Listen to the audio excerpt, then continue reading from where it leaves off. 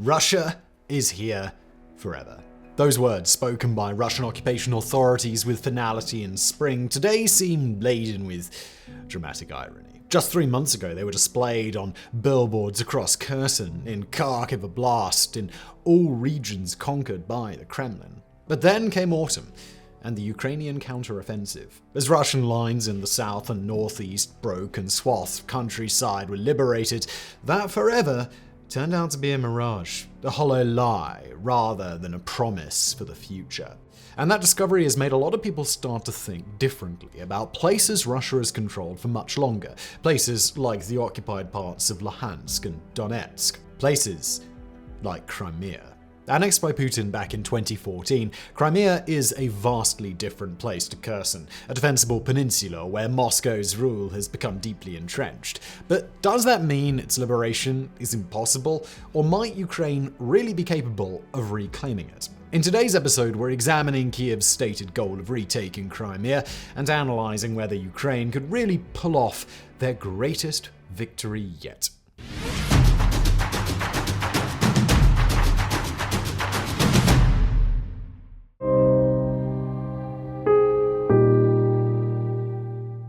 In August 2022, President Volodymyr Zelensky delivered a speech which even his closest Western backers privately agreed was fantasy. Referring to Ukraine's ongoing conflict with Russia since 2014, he declared, "Everything began with Crimea, and everything will end with Crimea." At the time, the implicit promise to liberate the peninsula was viewed in NATO capitals as either for domestic consumption or a method to strengthen Zelensky's hand in future negotiations.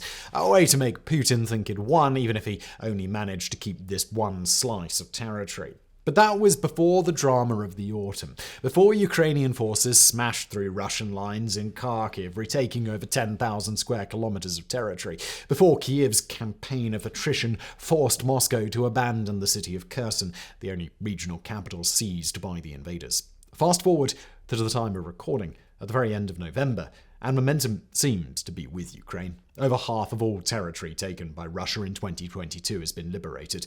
Kyiv's forces are slowly pushing their advantage on multiple fronts. And that's raising an interesting question, one that seemed like a pipe dream only in August. Can the Ukrainians actually do it? Can they fulfill Zelensky's promise to retake Crimea? Kyiv certainly seems to think so. On November the 19th, Deputy Defense Mayor Volodymyr Havrilov said an invasion of the peninsula could take place before the end of December. More conservatively, Ukrainian intelligence is flagging summer 2023 as a likely liberation date. In Kyiv, Crimean Tatar activist Tamila Tasheva has been tasked by Zelensky with preparing to reintegrate the annexed region. Clearly, the Ukrainians have a lot of confidence. But should the rest of us, putting aside our hopes, should those of us in the West who support Ukraine really expect to see the yellow and blue flag again fluttering over Simferopol? To answer that, we'll soon be diving into some serious military analysis. Before that, though, we first have to answer a far more fundamental question, or rather, two questions. What is Crimea, and why is it important? A 27,000 square kilometer peninsula jutting off the southern tip of Ukraine into the Black Sea, Crimea is a not-quite island that's only connected to Ukraine by a narrow isthmus roughly 6.5 kilometers wide. Or to put that in American terms, a 10,000 square mile peninsula with an isthmus only as wide as 70 football fields. It's also a place of incredibly contested history. So much so that we're not even going to attempt to go into it in this video. Sorry if that's what you came here for, but it would just take far too long for what we're concerned with today. Whether a Ukrainian victory there is militarily plausible. For now, the key thing that you need to know is that when Ukraine became independent of the Soviet Union in 1991, Crimea was the only region home to an absolute majority of ethnic Russians. Overall, some 60% of the population were Russian, with the other 40% mostly made up of Ukrainians and indigenous Crimean Tatars. It was this ethnic mix that would soon turn the peninsula into the ignition point for war.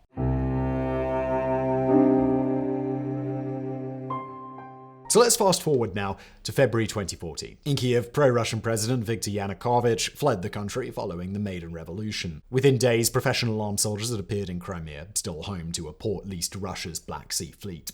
These soldiers wore no insignia and were nicknamed Little Green Men. What they really were Russian special forces who soon seized the entire peninsula. By March the 6th, Crimea was under Russian control. 10 days later, residents were asked to vote in a referendum with two simple options: either become a fully autonomous region or be absorbed into Russia. As you may have noticed, there wasn't a box marked "some pretty cool staying a regular part of Ukraine, thank you very much." With no independent observers, the results came back declaring nearly 97% had voted to join Russia on a turnout of over 80%. Given what we saw recently with the rigged referendums held in Kherson, Zaporizhia, Donetsk and Luhansk, you'd be forgiven for thinking these numbers were a little bit suspicious. And you'd be absolutely right. In May of 2014, a leaked report revealed the true figures: a turnout of only 30%, with barely half of those voting to join Russia. But hey, this is Putin's Russia, a place of amusing opposites, where democracy means predetermined results and opposition is code for about to fall out of a really high window. On March the 18th, 2014, Crimea was annexed into the Russian Federation. So smoothly did the operation go that one of its ringleaders, Igor Girkin, then decided to launch similar operations in Ukraine's Donbass region, an operation that turned into the Donbass War, a conflict that had already killed 13,000 people by the time of Russia's full-scale invasion in February. This is what Zelensky meant when he said everything began with Crimea. Had it not been for the Kremlin's success there and the half-assed international sanctions that followed, the current war might never have happened. Sadly, Crimea's role in the 2022 conflict has been more than merely symbolic. After taking control, the Kremlin militarized the peninsula, effectively turning it into a heavily armored fortress just off Ukraine's southern coast. Some 150,000 Russian troops were stationed there. Air bases played home to Moscow's bombers. The ports hosted warships and submarines. In 2018, the Kerch Bridge was opened, giving Russia direct road and later rail access from its mainland to the peninsula. At the time, it was assumed that this was merely to help integrate Crimea into the Russian Federation. Now we know it was also for moving military equipment. On February the 24th, 2022, as missiles fell on Kyiv and Russian machinery poured across Ukraine's borders, Crimea became one of the main staging grounds of the invasion. It was units from Crimea that captured Kherson that were intended to drive overland toward Odessa. It was from the peninsula's ports that amphibious assaults were launched. In other words, there are sound strategic reasons, beyond righting a recent wrong, for Ukraine to want to recapture Crimea. Doing so would cripple Russia's ability to wage war. Already we've seen the effects just limited strikes on the peninsula can have. If you're even vaguely following Ukraine war news, you've probably seen some of the spectacular attacks that Kyiv has managed to pull off in Crimea. There was the Saki airbase explosion in August, which destroyed 8 Russian fighter jets sat on the tarmac, the air and naval drone attack on Sevastopol naval base, which is thought to have damaged up to 4 Russian boats, including their flagship vessel, Admiral Makarov. Most flashy of all was the suspected truck bomb that blew out a chunk of the Kerch Bridge on October the 8th. To again demonstrate exactly how important Crimea is, the British MOD credited the Kerch Bridge bombing with convincing the Russians to pull out of Kherson. Losing such a vital resupply line clearly had major knock-on effects across the southern front. Still, even if we agree Crimea is important, that doesn't mean Ukraine necessarily has the strength or the power to retake it. Joint Chiefs Chair General Mark Miley has gone on record saying, quote, "The probability of that happening anytime soon is not high militarily." Meanwhile, expert analysts who've called other things right in the war have now started cautioning that Crimea will be far, far harder for Ukraine to retake than Kharkiv, Oblast, or Kherson. Maybe impossibly hard. So, let's have a look at why that might be.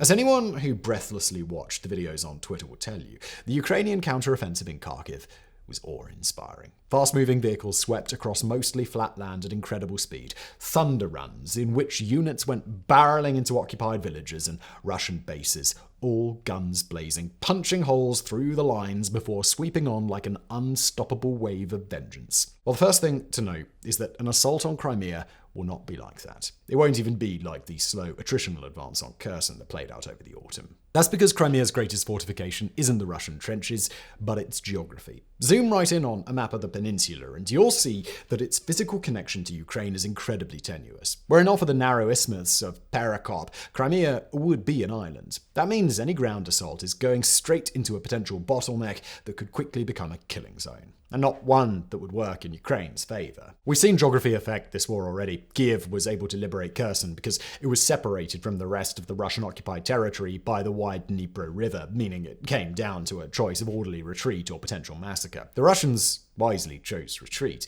This time, though, geography would be working not with Kyiv, but against it. Military analyst Michael Kaufman has cautioned that even getting to the Isthmus of Perekop might be too challenging, since it would involve Ukraine pulling off a successful crossing of the Dnipro.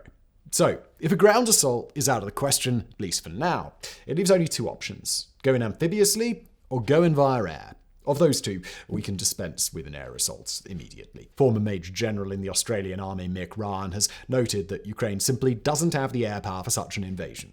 But then, they don't really have enough craft for an amphibious landing either. Thanks to major Ukrainian victories like the sinking of the Moskva, it can be easy to forget that Kyiv's naval power is effectively non-existent. Nearly all their ships were sunk or scuttled at the outbreak of the war. This is important because an amphibious assault simply doesn't work if you don't have naval superiority, and Ukraine doesn't even come close. For all their high-profile losses, Russia still maintains a strongish navy in the Black Sea with operational warships and a whole bunch of submarines. Ukraine, by contrast, has maybe 5 patrol boats and some smaller transport craft. That sort of mismatch isn't easily overcome. In fact, it could potentially set the conditions for the sort of disaster we're more used to seeing on the Russian side, a true military catastrophe. And we've not even touched on the biggest issue yet: the threat of escalation. Unlike NATO, Russian nuclear doctrine allows for a first strike in the face of a conventional invasion force that's deemed an existential threat, something that could be interpreted to mean a Ukrainian army about to retake Crimea. Now, as many have pointed out,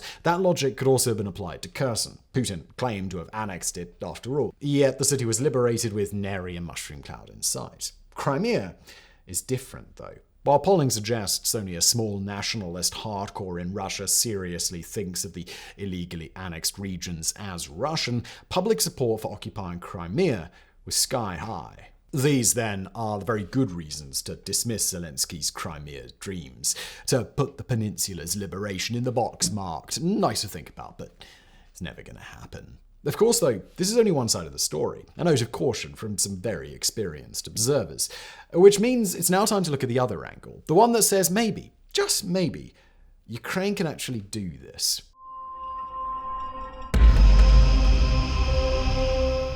You know, a moment ago, we told you that zooming in on a map of Crimea would demonstrate just how tenuous its physical connection to Ukraine is? Well, that's both true and a good example of why maps don't tell the whole story. Because while the Isthmus of Perekop really is the only solid land connection, this completely ignores the Sivash. A swath of salty lagoons, the Sivash makes up the bulk of water separating Crimea from the mainland, which is great for Ukraine because, aside from being salty, the lagoons are also incredibly shallow. In fact, they're so shallow that a military force could cross them at low tide. We know this because military forces did exactly that during World War I. Military analyst Mark Kansian recently told Defense One that a Ukrainian assault across the Sivash was conceivable, one that used HIMARS to give a whole ton of covering fire, allowing a specialized invasion force to get across and establish a beachhead before more troops followed. Of course, this would still be difficult, requiring Kyiv to not only disable Russian warships with drones to stop them interfering,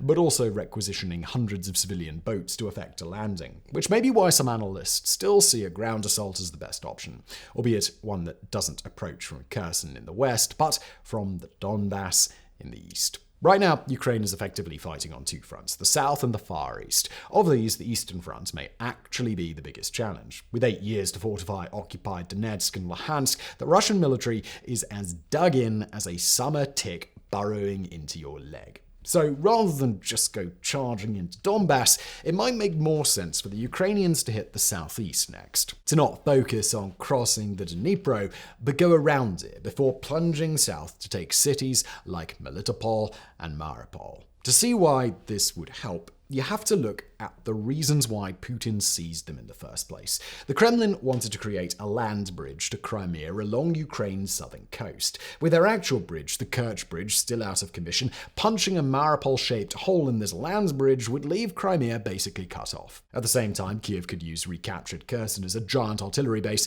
hammering Russian units near the Dnipro River over winter to stop them defending the peninsula. HIMARS could then finally be brought in to methodically destroy defenses on the isthmus of Berekop and drive the Russians back until it was safe for Ukrainian troops to cross. It's currently predicted an assault on occupied Mariupol could happen as early as January 2023. Easy as it is to say all this, though, it's a lot harder to actually do, especially now the Russian army finally seems to be improving. Just look at how it withdrew from Kherson in mostly good order rather than collapsing and fleeing in chaos. Which may be why the opening of a campaign like this would probably involve sabotage over pitched battles. Another attempt to destroy yet more of the Kerch Bridge, attacks on stockpiles and ground lines of communication until resupply becomes impossible. But what about that big radioactive elephant in the room? Nuclear weapons. While we can't pretend to know the inside of Vladimir Putin's head, although we're confident it's probably not a very nice place, there are good reasons to hope that he wouldn't press the button. We outlined some of these in our video on tactical nukes back in October, so we're not going to redo that whole thing here. Since then, though, it's noteworthy that Xi Jinping has come out and issued a stern warning against the use of nuclear weapons. And if anyone on Earth could control Putin, it's the president of China. Okay, so that's both the why and the why not for Ukraine's Crimea hopes. Now, though, we want to step aside from the military analysis for just a moment to consider other angles. Because, as we're about to see, it's not quite as simple as if Ukraine can physically do it, then they will do it. Where Crimea is involved, everything, and we mean everything, has the potential to get unbelievably complicated.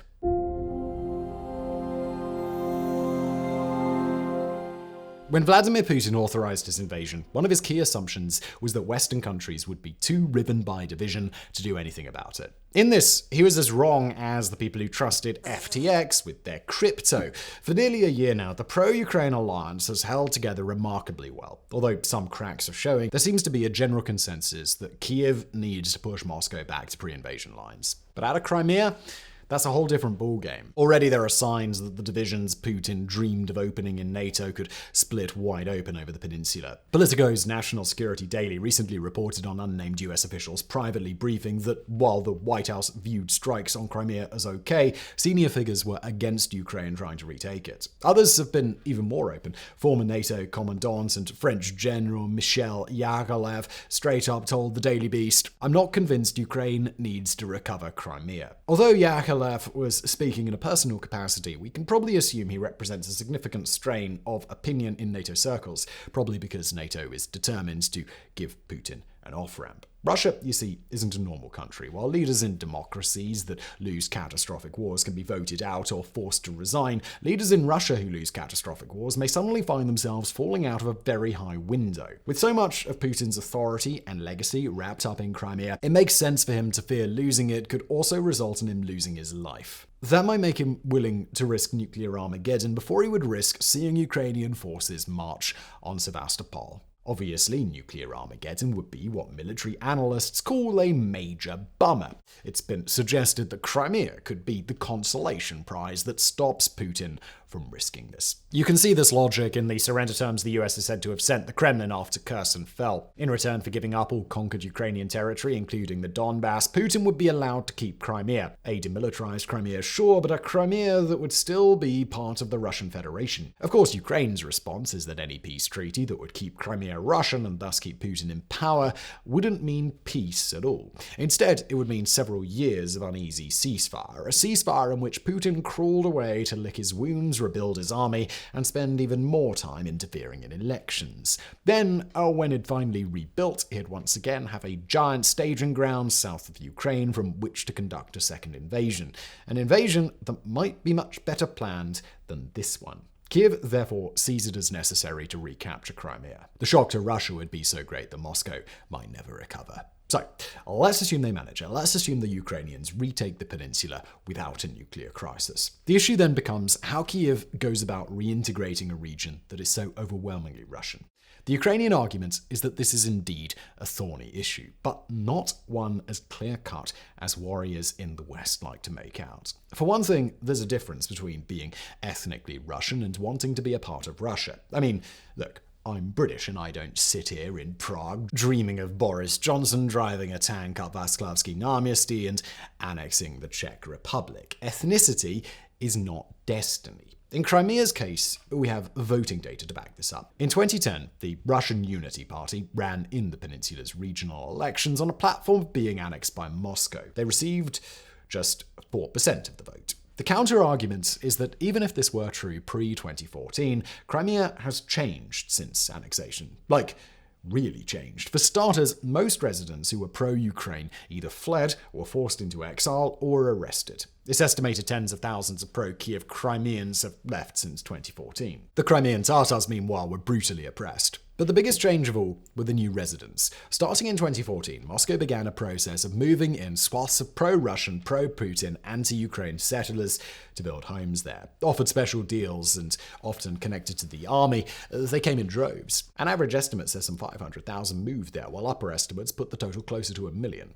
This on a peninsula with an overall population of just 2.5 million. If Crimea wasn't overwhelmingly pro-Russian beforehand, it certainly is now. But then, does that really mean Ukraine shouldn't try to retake it?